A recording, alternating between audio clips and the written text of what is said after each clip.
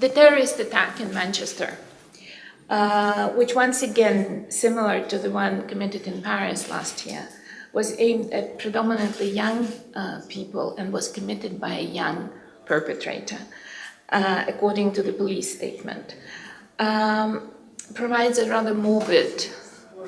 backdrop to our discussion. At the same time, if you may remember, in the OSCE this year, the Austrian chairmanship has announced that countering violent extremism and involving youth in countering violent extremism is one of the priorities of its chairmanship. We have been aware for quite some time of the discussion which has been, of the growing dissemination of radical ideas leading to violent extremism via new media, including social networks. And there is also a growing perception, by the way, among civil society organizations involved in protection of minorities, dealing with refugees, and a number of other things, that social networks provide nourishing ground for hate speech and thus lead to a rise in hate crime. They also tend to come up with a sort of prescriptive journalism, which basically tells journalists what they may and may not cover and in which words they have to put it, which you can imagine gets a rather violent reaction on the other side. Additionally, reporters themselves, especially female reporters, see themselves exposed to a barrage of hateful comments and threats in social networks, which apparently leads to a degree of self-censorship. That is, if, for example, there is a political article or a article on based on journalistic investigations, journalists say that they tone down the article because they're afraid of the shitstorm, as they call it, which will flare up in comments online. One of the examples I can give is the story of the Leipziger Internet-Zeitung. Since I'm now a German citizen and Germany and Austria are part of my portfolio in the office, I can tell you a story that in 2015, the Leipziger Internet-Zeitung, based in Leipzig, stopped live reporting from marches and demos organized by extreme right-wing movement Pegida, and they announced it rather publicly on the internet because they became a permanent target of physical violence on the side of demonstrators, but also they were spied on, and the pictures of press cards of their staffers were put up on internet in certain social groups, alongside with addresses and phone numbers, which may be interpreted as incitement to violence against those journalists. So they decided basically to withdraw from coverage of this movement, inasmuch as the regional Office of the Public Service Broadcaster, MDR, decided to attend such rallies accompanied by a private security company. For German circumstances, that's a very serious thing. There has been, alongside such aggravating developments, there has been a tendency on the part of the nation states, that is, countries, for example, which are participants in the OSCE or members of the European Union,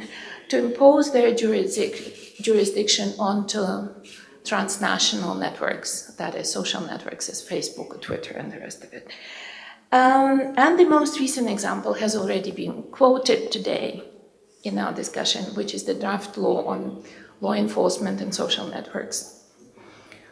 which has been debated by the German parliament in the first reading, and apparently there is understanding of the ruling coalition, and the second and third reading could be could take place on one day, and thus it will be complete very quickly. It does have a number of provisions which, with a good purpose, severely curtail certain rights, but also for me, it exemplifies the tendency that there is a growing danger in this situation of private censorship exercised by social networks, because if private providers, if intermediaries face penalties, their immediate reaction would be to block and delete everything which might cause a penalty or might cause a dent in their reputation, and thus there is a tendency or there is a danger of over-blocking, which will have no doubt a chilling effect on freedom of expression and freedom of the media. What are the usual tools employed by nation states? Those are blocking and filtering, as we know, and blocking has been widespread in many countries in the OSCE area. And the office takes, our office takes a rather dim view on the blocking, saying that it is an extreme measure and it can only be taken in view or in compliance with Article 20 of the International Covenant of Social and Political Rights, and should undergo a strong proportionality test.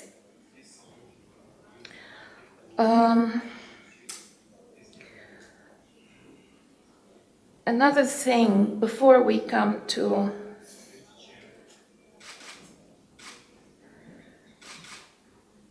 the actual declaration, is the European Union has also been extremely busy with trying to regulate and legislate in that sphere. And there was a communication last year, in June last year, almost a year ago, which touched upon a number of issues, including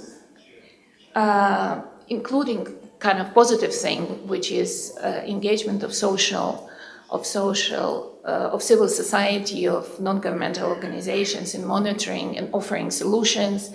in creating a platform, the so-called EU Internet Forum, which will be a platform for referral of abuses of internet freedom and hopefully for corrective action. They also praised the voluntary code of self-regulation imposed upon themselves by major IT companies, social networks as much as Google. But also they talk about, and they talk about a, let's say, more journalistic approach, which is the so-called No Hate campaign, which is a series of events spearheaded by the Council of Europe and held across the European Union with support also by OSCE ODIHR. I've attended one of them. It's very, very interesting, aimed at journalists, sort of sensitizing them how to cover certain extremely dangerous aspects of today's political development. However, they also talk about updating legislation, and that is legislating against hate speech in the Audiovisual Media Services Directive, and actually saying that they would like to ensure that video sharing platforms take appropriate measures to protect citizens from incitement to violence or hatred. Such measures include, for example, reporting and flagging. Okay, but in Germany, most probably very soon it will be delete. Actually, of all not only of the offending content, but they will be required to delete all copies of this content. which Facebook says will be rather difficult. Basically, the representative in the 3rd of March statement said that the human right to impart information and ideas is not limited to correct statements. That the right also protects information and ideas that may shock, offend, and disturb, because that belongs to public discourse. And that prohibition on disinformation may violate international human rights standards, while at the same time this does not justify dissemination of knowingly or recklessly false statements by officials or state actors. So the onus of talking about this information in the joint declaration, which can be found in English and Russian on our website, OSCE joint declaration, is on dissemination of false information or fake news with perpetration of state actors, which the representatives found not good. And the declaration also highlights the importance of unencumbered access to a wide variety of both sources of information and ideas and opportunities to disseminate them. And later down the text, the declaration says that criminal persecution of reposting, basically, of somebody else's content without adding or editing should not take place. The declaration reaffirms the responsibilities of intermediaries, that is, of platforms, which facilitate the enjoyment of the right to freedom of expression, but also says that they should respect the human rights. Yes, and then the final